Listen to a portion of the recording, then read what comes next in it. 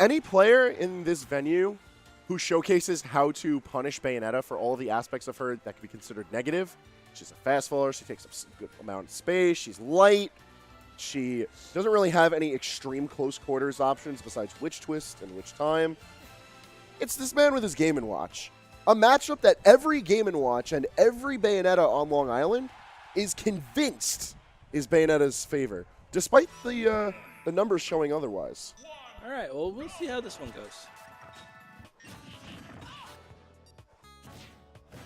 Give him that good sausage, Kofi. It's going to be a lot of little hits into the neutral, Yeah. just because Kofi is going to win out the neutral more times than not. Back air and forward air can outspace, but Kofi knows to keep the game grounded where he can. And if he is going to be reaching, it's going to be a lot of neutral air and back air in his own right. This matchup's just straight weird. Like, Yeah. no matter how you slice it.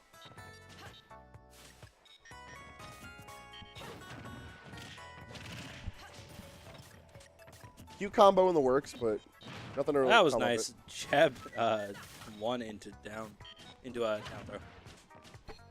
I respect that Kofi's fishing around with the up smash. The intangibility on it's definitely going to help him out later on. But at these early percentages, the whiff on that's going to give Masato the opportunities that he needs to really turn things around. Yeah. Like, to actually make a punish out of it. Because, like, these stocks are young. The percentages are there for a legitimate combo to grow out of it. But That was a hitbox. that's what Kofi's trying to use and abuse here. Like, Game & Watch doesn't have much in the way of straight jank. Like, toot, as odd as it is for involving a win box, is an average kill confirm for Smash 4. There's some silly stuff. Like, down throw to Judge has a 1 in 9 chance of being comically effective. But Game & Watch has to take what he can get out of the tools that he has. And unorthodox they may be, Bayonetta is just the extreme kind of situation where it all works out. They are surprisingly effective for such a mid-tier character.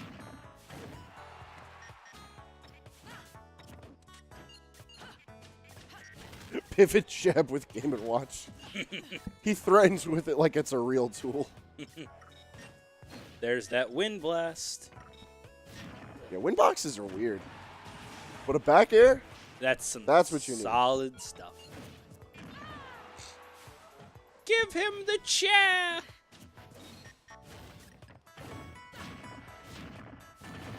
Like,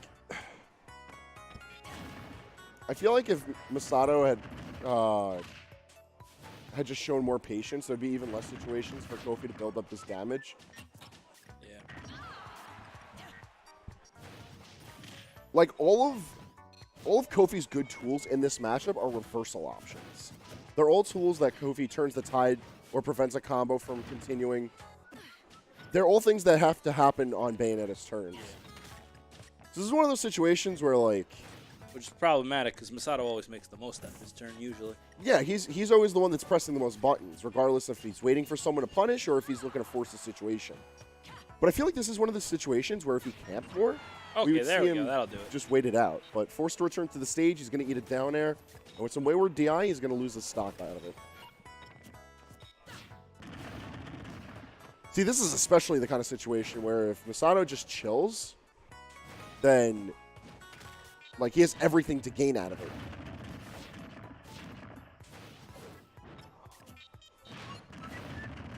How'd that jab miss? Surprising.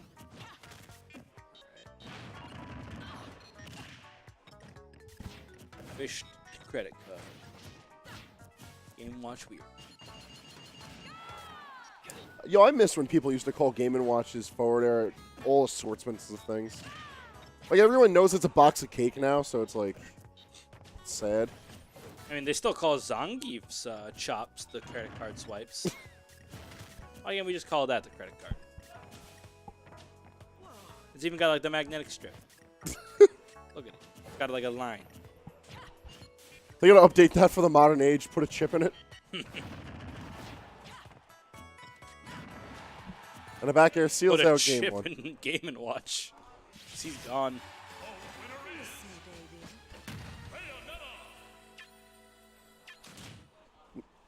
While Kofi has the option to be able to change his character, I don't know if he would. I feel like he always thinks about it and then just stays on Game & Watch because this is Game & Watch we're talking about. Yeah. It's a character. I don't even know how he feels about Game & Watch being his main. If it's his main, I feel like Fox is more definitively the Kofi main, but like, he sure loves playing this game. That's all I know about him, man. It's a respectable amount to know about a man. Coming into game 2, settings going to stay the same. Characters are going to stay the same. And I've seen Kofi do this before. Oh, hold on. Oh. We almost saw a tragedy. But Tragedy averted. a good start for Kofi. If he manages to hold the lead, though, that's when we get to really see what he can do in this matchup. Whether it's the matchup being wonky or Kofi just plays it really well, or Bayonettas just don't play it right. No matter the combination of circumstances, Kofi has definitely showcased the matter of success with this character. Although, one thing to come out of Game 2, I definitely didn't know that Game & Watch was a Olympic gymnast. I don't know if I've ever seen this many cartwheels out of Game & Watch in one game. Man, it's moving around like it's a legitimate movement option. Let's go fast.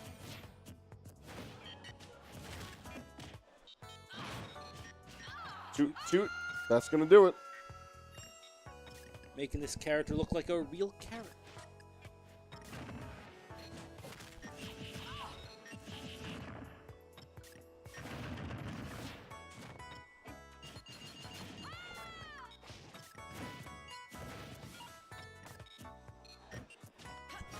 Now, I'm curious as to, like, where's the win condition if Game & Watch has to camp?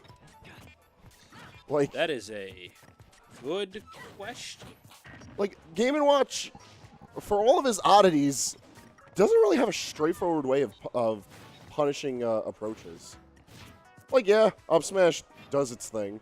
It exists as a brick wall. And if able to come up with the grabs just like that, we know for a fact that Game & Watch is able to turn some sort of combo out of it. He's doing well enough right now. I don't know. I feel like it's less that Game & Watch has the tools to make this happen, more that Kofi just knows what to do with what he's given. And Masato doesn't really know how to approach properly in this situation. Look at the damage that he's got on him. Like, Kofi's nearly lapped him in percentage at this point. This is a complete lopside compared to what we had seen in Game 1. Toot, toot, once more. And the 2-stock is going to bring us into Game 3. Much more dominating performance than last time. Mr. Game & Watch.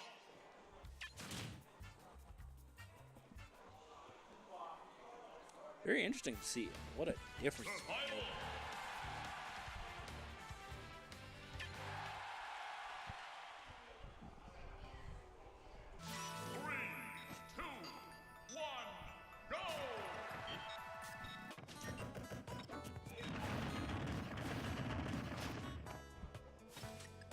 You know, I don't know if this match was real. Like the whole thing? Yeah, like the whole Game & Watch, Bayonetta, I don't know if this is a collective hallucination. There's a good possibility of it. Like, I feel like I see this matchup in other regions as well. It's on the West Coast. It's in Mexico. It's in Japan. I feel like I've seen it in other parts of New York as well. Game & Watch just infects proper Smash. But, like, why this particular matchup to be such an odd... Like, Game & Watch does not win this matchup. Like, let's not get it twisted here, all right? Like, this is Bayo favor. Bayo camps this out. She has all the tools in the world to punish an approach and explode Game & Watch. With his lightweight, like, he's going places, and those places are the blast zone. But why does it always seem so even?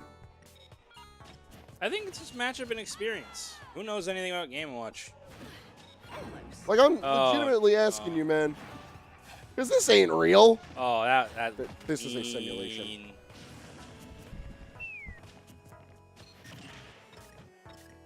Credit card. You've been declined. The chip reader was broken. The magnetic strip was faded. What if you tried to buy something with like cash and credit, and they told you your card was good, but your money was declined?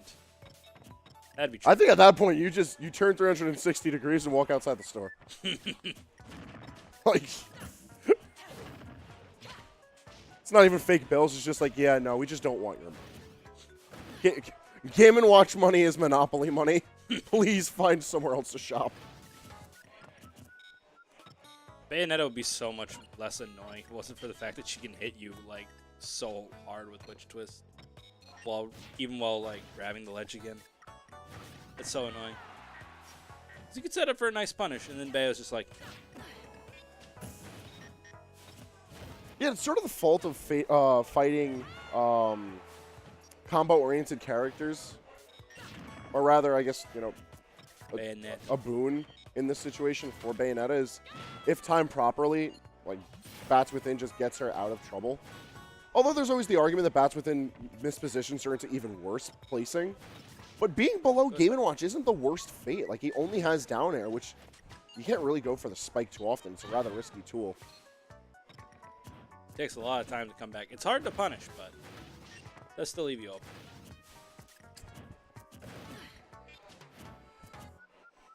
I don't know. Part of me just wants to believe that, like, Game & Watch doesn't have the tools, and it's just Kofi's really good. Like, he's got these... There's a possibility that that's the case. It's like an episode of MacGyver. There we go. It's like he's given a lawn chair, a spool of rope, and a mechanical duck.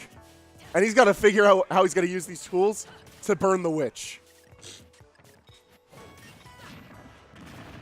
Thinking quickly, Dave constructs an elaborate megaphone made out of some string, a squirrel, and a megaphone. Yeah, the megaphone works. Sound off for you, boy. He's at 76%. And it's looking grim. So was that year. Jesus. Yeah. But, hey, anything can happen. Anything's possible! I say that, but, like... Maybe down throw 9. You know, I always, in the back of my mind, think for it and hope for it. But I don't think I've ever seen Kofi use 9 with the, or Judge rather, with the purpose of janking someone through 9. Saw him throw at it once, and he got a 4 earlier. Yeah, he got a 4. He's only used it once in this set. And he uses it sparingly. I think I've seen him land 9 like 2 or 3 times in the time since I've seen him play on stream.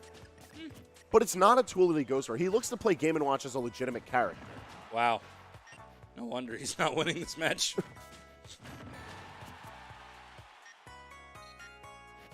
That bucket glide is such a weird thing Game & Watch can do.